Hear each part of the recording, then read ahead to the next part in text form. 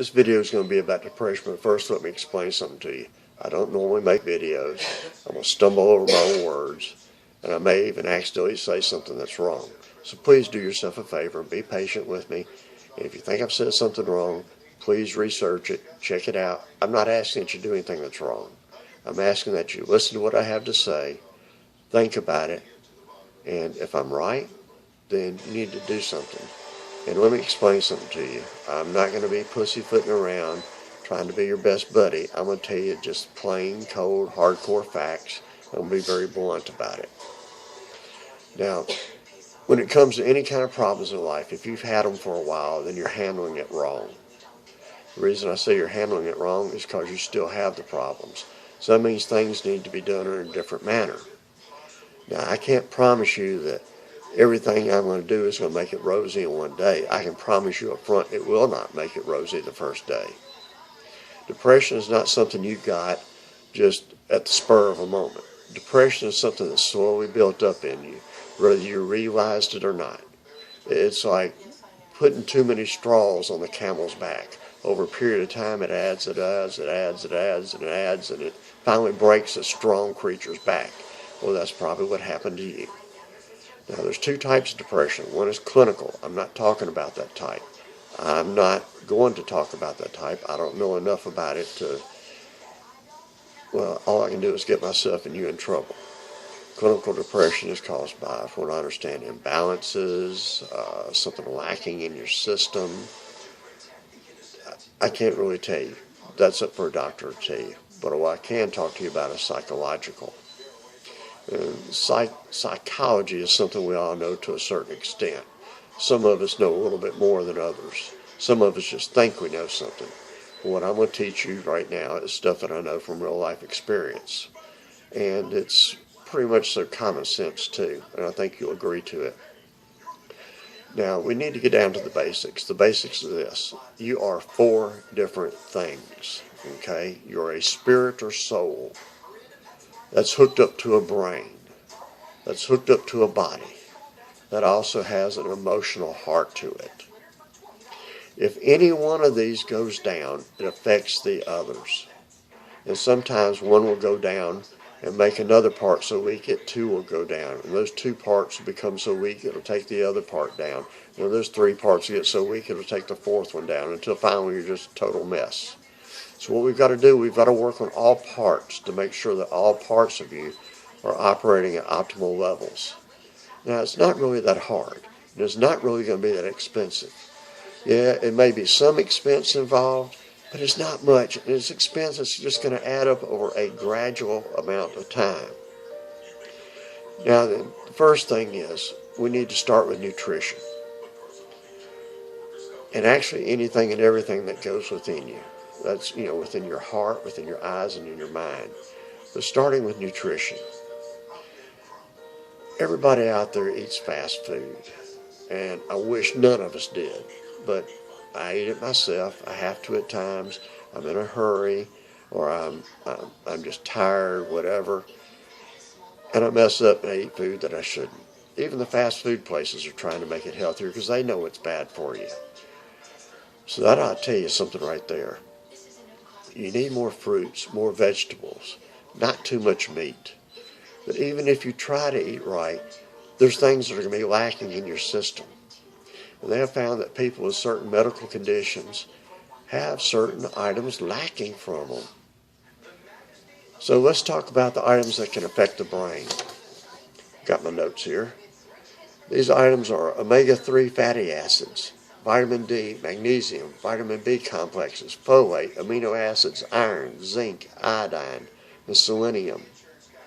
All of these help with your brain, all of them. They're very important. And lacking in any one of them can cause issues. As to how important some of them are, there was an article they've had on TV and in the news for the last few weeks about how a child eating fish a couple of times a week will make them smarter. Just that one thing. That makes a difference. Well, there's seasonal depression. Seasonal depression, from what I understand, is caused by a lack of vitamin D. The seasonal depression occurs during the winter. The reason it occurs during the winter is because when the earth tilts on its axis and winter sets in, the sun is the farthest away from the earth that it's going to be for the entire year. So in other words, you're getting less of the vitamin D. During the summer, spring, and fall, people don't have seasonal depression. So that's your clue right there. You need to get out in the sun more. You need vitamin D to help you fight depression. Stress is also associated with depression, and stress can be a killer. Heart attack, just total mental breakdown. So you need your vitamin B complexes. Now, the thing I advise for people is that you go out and you go to GNC. And no, I don't work for GNC, but GNC has some of the best vitamins you can get. I would advise that you get the GNC Mega Men Sport Complex. Now, myself, I don't have a heart issue or any kind of issue or I'm having to take medications. But if you're taking medications of any kind, or you have any serious physical problems, I advise you talk to your pharmacist or your doctor before you take the Sport Blend, because it does have some herbals in it that may affect your condition or the medicines that you're taking. But if you do have those issues, then they have the regular GNC Mega Men vitamins. And I'm sure they make equivalents to these vitamins for women as well. But GNC is the most complete list of vitamins that you can get without going out there and spending a fortune. In fact, they're so strong that even though the package says take 2 a day, I only take 1 a day. Now, the reason they say take 2 a day is because they're sport vitamins, and they're for people who generally like to exercise a lot. And when you exercise a lot, you sweat a lot, or you're drinking a lot of liquids and using the bathroom more, you're losing your vitamin B complex, okay? You're losing what they call the water-soluble vitamins. So they tell you to take 2 of them. They want you to have extra dosages of it on those days. Now, the average person doesn't do a whole lot of exercise and try to do the bodybuilding part. So, just 1 of them a day is fine for, even people that do regular amounts of exercise. Now, the thing is, exercise is also a key, okay? We're talking about your body. Your body is also something that affects your self-esteem. And I admit, none of us are, well, most of us, the greater part of the population will never have the perfect body, but at least we can have one that's better than what it is right now if we get out and start doing something about it. But it's a lifestyle thing. Just like taking the vitamins regularly, you need to exercise regularly. The exercise produces something besides just weight loss. It helps produce a couple of hormones that help. One of them for men is testosterone. It also produces dopamine. People that go out and do a lot of jogging get what's called jogger's high. When I used to be into martial arts, I'd get out there and exercise, and I'd come out there after those karate matches and stuff, I wouldn't have any stress whatsoever. It was gone. And when I would do my weightlifting took stress out of me too. And another thing you got to realize, when you're exercising, you're thinking about what you're doing. You're making your body better. You're making yourself feel better. And you're not thinking about your stressed out things or your depression. You're getting away from it. You're turning things around. And that's what all this is going to do. When you add all the different things I'm going to say together, it's going to turn your life around. And that's what you need. You don't need to be doing things the same way. You need to turn it around. But the real question is, how bad do you want it? Do you really want to be happy? If you do, then you got to commit to these things. It's just like a marriage. If you want it to work, it takes daily effort. You can't just be a husband or a wife one day and expect it to be perfect until the day you die. That ain't going to happen. It's just like getting raises at work. You got to keep doing better and working hard if you're going to get there. So you've got to do these things. Now, most cities got gyms where they're letting people in 24 hours a day, 7 days a week for $15. $15 is not that much. And neither is the cost of vitamins, okay? The cost of the vitamins, let's see, I think I pay about $25 or so for 90 tablets, okay? So that comes up to 27 cents a day. 27 cents a day. And if I figured wrong, say maybe 35 cents a day. I'm sure you can afford 35 cents a day. If a gym is $15, that's 50 cents a day. So we're talking about maybe 85 cents a day to make yourself healthier and look better, think better, eat better, sleep better, and oh yes, food will taste better when you work out. And I think everybody enjoys a good meal. My wife one time worked out like a dog with me, and afterwards I asked her if she wanted a hot dog. She said no, I fixed one. Short story, she took a bite, thought they were the best hot dogs on earth when they were just a little cheap pack of hot dogs that I always buy. You will sleep better too. Exercise will cause your heart to pump more. The more your heart pumps, the more it cleans your veins, your arteries, your capillaries. It puts nutrition and oxygen to your brain, to your organs. I mean, it does so much for you. It helps sweat impurities out. It helps cleanse the skin. Yeah, it'll make your skin look better. I mean, who doesn't want to look a little better, okay? I mean, I know I'm not going to be the most handsome guy on earth and the most well-built, but I don't mind making myself look as good as I can. And that's another thing you need to do, too. You need to clean yourself up a little bit. Even though you're a little depressed, doesn't mean you can't comb your hair, you can't trim up your beard or whatever, you can't put on clean clothes. You don't have to have the nicest clothes on earth to look good. You need to make yourself presentable every day. But now, exercise, do it regularly. And don't kill yourself when you first start. If you start off too hard, you're going to quit, and that's done nothing. It's okay to start out like a baby. Nobody got their black belt the first day. Nobody became a world-class bodybuilder the first day. It takes time. And that's what you're going to have to do, is you're going to have to dedicate some time. Matter of fact, you've got your entire life to dedicate to it. I'd advise you do it. Now, water is something a lot of people take for granted. I remember I used to get weak at about 3:30 or 4, get a headache by 4:30, by 5 or 5:30 I'd be nauseated. Well, one day I decided to drink 2 very large glasses of water. Those big plastic glasses I have at work that are 32 ounces. I drank 2 of them before 3 o'clock, and guess what? I didn't get weak, I didn't get tired, I didn't get my headache, I didn't get nauseated. Drinking water made a big difference. Your body knows the difference in water, Kool-Aid, tea, Cokes, coffee. Anytime you mix it, it becomes a compound. And I don't know how your body can tell the difference, but it does. Drink water. I don't care if you like it or not. If your water happens to taste nasty in your area, go get yourself a water purifier. They last for a long time if you don't run hot water through them. Run cold water through them only, and they work like a charm.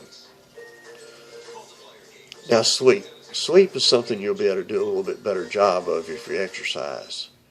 But also, you don't need to exercise too close to when you go to bed, because it's already hyped you up. And you don't need to eat too close to when you go to bed. There was a potion people were selling on the radio and TV that was causing people to lose weight like crazy.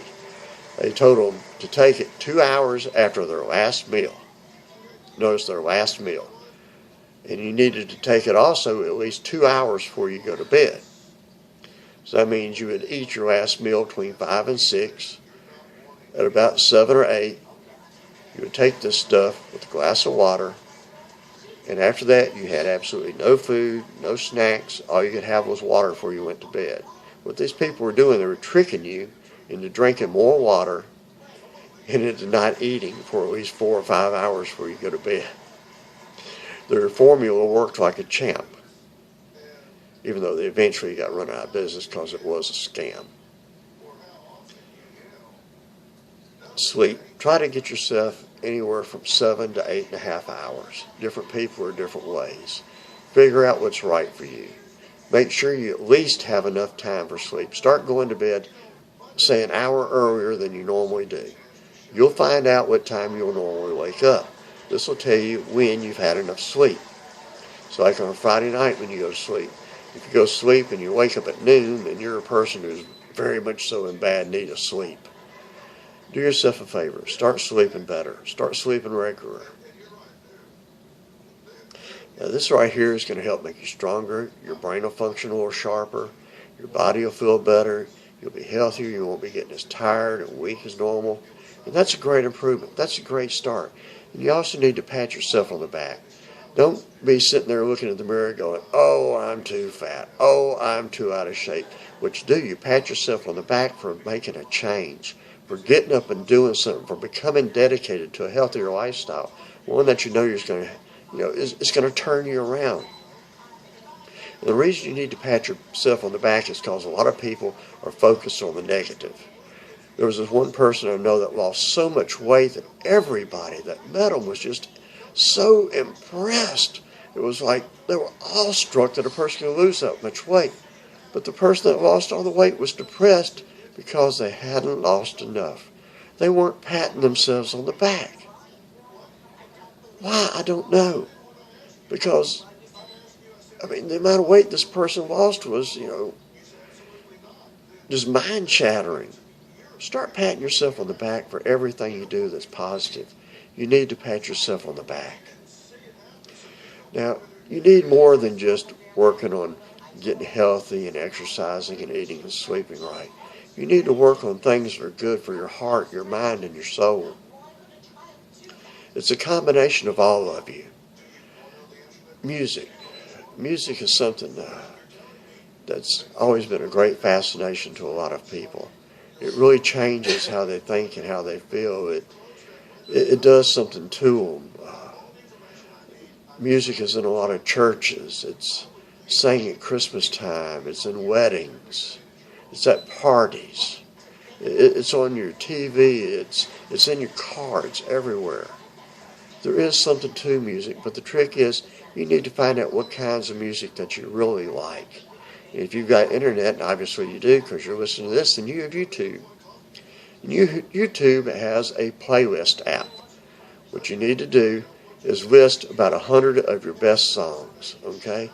List 100 of your best country, 100 of your best rock, 100 of your best Christian music, 100 of your best mood music, but separate them. So when you make your playlist on YouTube, you make all your rock back-to-back, you make all of your spiritual back-to-back, all your mood music back-to-back. Whatever type music you're doing, you do it all back-to-back. You categorize it, so that way you can skip around to the mood that you want to be in. You need to learn how to set the mood for your own life. And setting the mood for your own life really isn't that hard, because you've already started taking the vitamins, you're eating better, you're sleeping better, you're working out. Things are starting to get better. But you've got to do more than that. Friends are either a blessing or a curse. At least that's the way I look at them. Then you have the acquaintances. Acquaintances are for people you just bump into. You don't really socialize with them. You don't hang out with them. You don't talk to them that much. But the friends in your life can really make your life better or worse. And you need to sit back and think about it. I understand you may have a few people in your life who don't really have it together because you're trying to help them, and I understand that. But even then, you still need to have people that are positive impact on your life. People that you can talk to and spend time with. People you can let your guard down with and just be you with. This is important for both men and women. You need somebody you can relate to. Somebody you won't be afraid to talk to. Somebody you can ask questions to and learn from. Somebody you can teach. Somebody that will appreciate you. And if they're not doing it, get them out of your life. And that's another thing too. People need to clean up their life. Not only do you need to clean up the friends that you're around, but you need to clean up your environment. When you come up to your house, it's best to have your yard looking halfway decent. Keep your grass cut. Plant a few flowers. It doesn't cost a fortune to plant flowers, and you don't have to spend a fortune on your grass. Just keep it cut. Keep it neat. Do something to make it look a little better. Do the same for the inside of your house. My wife and I, we just spent a whole bunch of money redoing our roof, putting new wood up around the house, repainting the outside, the inside, put ceramic tile all throughout the house, put a new fence up, covered patio up, changed out light fixtures and so forth. And in the process of doing this, the house got to be pretty junky. You got all this different equipment and stuff around, and it was kind of depressing. But slowly but surely, we're getting all this stuff out of the house. And as we get it out of the house looks bigger. It looks cleaner. It's roomier. It's not as caged in. And because of that, it's beginning to come together. My wife likes her little knickknacks. She likes angels. She has little angels around the house. Me, I've got my little knickknacks I like too. Everybody does. And you need to make your house a little more of a home. I'm sure you've seen pictures of, say, like little forest scenes with streams going through it, or mountain scenery, or eagles flying that people put in their houses. It's because they're things they like, they want to see, and that's what you need to do. You need to put a few pictures in your house to, brighten your mood and your spirit. Don't be dull, gloom, dark, dank, and dungeony and cluttery. It doesn't help. You need things that are going to just be right there for you at all times to help you feel better. And not only the music and the art, but you also need to get outside. You need to get out there and mingle a little bit. You don't have to mingle with a ton of people. Just a few good select friends here and there. You need to get yourself a barbecue grill and, make a point to, get out and grill out with your friends. And if you don't have a lot of friends, live around a lot of people, at least grill out for yourself. Enjoy being outside, listening to a little music, and, doing things that feel good to you. You need to be able to sit back and, really enjoy what you have. I've got a couple of rose bushes around here, and I'm not so much of a man that I can't walk up to one of these roses and smell it and just fall in love with it. On a hot summer day, I love the taste of a fresh, ripe watermelon, a good, sweet, juicy peach, grapes, strawberries. Love putting strawberries and bananas in my cereal. Take advantage of these good things and just grab it and roll around in it. I mean, reach out for it as if your life depends on it. And it really does. If you want to be happy, you need to grab out for these things, hang on to them, and appreciate them. I mean, even people who don't have that much, I've seen that are very happy because they appreciate what they have. And they know how to joke and laugh and have fun. And that's something you've got to learn to do. Don't always watch these, depressing TV shows, these god-awful shows. Watch entertainment. Watch funny things that make you laugh. Get on YouTube. Watch videos of cats or people doing stupid things. You need to learn to laugh in life. Reader's Digest always had a section called Laughter is the Best Medicine, and they were right. Hospitals have found out that attitude and prayer makes a huge difference in the life of people. And you've got to reach into yourself and put things into you that make you happy, and things that help, release the good things in you. And prayer. A lot of people don't give enough credit to prayer, and they don't really realize how important it is because they think they're afraid they don't know how to pray right, or they'll say the wrong things, and they're kind of afraid. They feel too stupid. Let me tell you what. A lot of you got the wrong impression of God. I'm sure you've all heard this one verse, John 3:16, but you forgot John 3:17. John 3:17 tells you a whole lot. John 3:16 is, "For God so loved the world that he gave his only begotten Son, that whosoever believeth in him shall not perish but have everlasting life." But here's John 3:17. "For God sent his Son into the world, not to condemn it, but so that the world may be saved through him." See, God's not all about condemning. He's not out to condemn you. Even the people in the town drove the adulteress to Jesus, and they asked him, about stoning her. He said, "He who has committed no sin may cast the first stone." Well, they dropped their stones and walked off. Jesus turned to the woman, "I won't condemn you either." Jesus is not out to condemn you. God's not out to condemn you. They're not out to send you to hell. God and Jesus, they went through great efforts to make a difference. And prayer is one of the greatest differences. And even though you don't think God's listening, you're wrong. I remember one day I was so fed up with life and things in general that I got in my car and I just went driving for about 45 minutes. Well, it was just a couple of minutes after leaving the house that I started letting it out. Slowly but surely, I'm working more and more into the things that are on my nerves and really ticking me off. Well, I didn't take, just a quick blurt it out. I took my time to lay it all out. I mean, every little word, every idea, every reason. I wanted every bit of each issue laid out. And before I got through, the answer was in my head. Well, I had a lot of issues I was dealing with. So I went on to the next one. All of a sudden, the answer, everything was in my head. I'm getting a little frustrated and feeling like an idiot when I already have all the answers. So I go into the next issue, and all of a sudden the answer's all in my head. I'm thinking, wow, God's thinking I'm an idiot by now. And then I began to realize something. It wasn't that I was so wise I already had the answer. It was that God was putting the answer in me. He wasn't speaking with me with words like, I'm speaking to you. He was speaking to me in whole thoughts. Everything, all at once. And before that 40-minute drive and prayer was over, I was laughing, joking, and cutting up with God. It all started out, I was filled with anger. Because I really let it out. And yeah, I was respectful. I didn't use the wrong language.